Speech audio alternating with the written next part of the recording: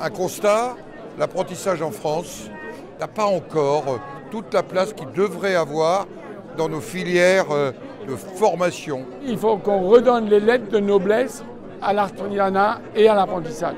Nous sommes aujourd'hui en manque de personnel qualifié. Il manque 700 000 emplois dans notre pays, dans l'artisanat. 85% des apprentis trouvent un emploi en sortant. 50% des chefs d'entreprise en France sortent de l'apprentissage. C'est les chiffres qui parlent et c'est très important. Car on le voit, c'est le choix des jeunes qui compte. C'est aussi la perspective d'une formation complète et d'un débouché professionnel. Je m'appelle Eline, j'ai 19 ans et je suis en formation de brevet professionnel en 2e année.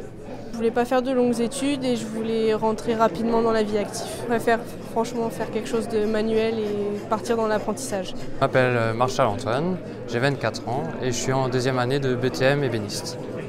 À la base, j'avais fait un bac général et je ne savais pas trop quoi faire exactement après mon bac. Et j'avais plutôt envie de me servir de mes mains. C'est la meilleure manière d'avoir de l'expérience professionnelle dans le domaine concerné. C'est la formation qui répond le plus aux attentes des patrons aujourd'hui. Il est tout à fait important que ce soit les métiers qui portent l'apprentissage. 40% des apprentis dans ce pays, ce sont les entreprises artisanales qui les font.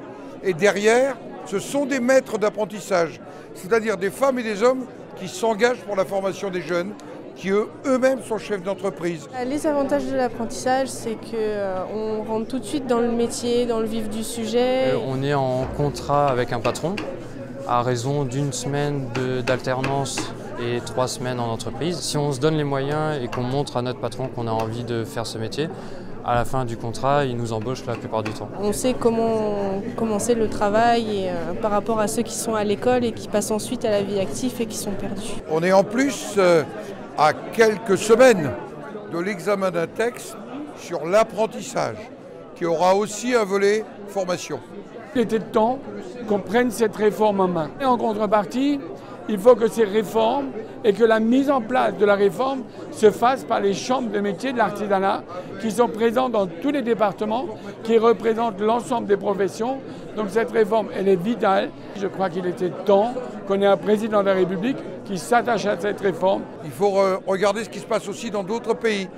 Le président est alsacien, on passe le Rhin des deux côtés, en Suisse ou en Allemagne, et on voit ce qui se passe. On n'a pas de complexe, mais il faut qu'on relève et qu'on gagne ce défi.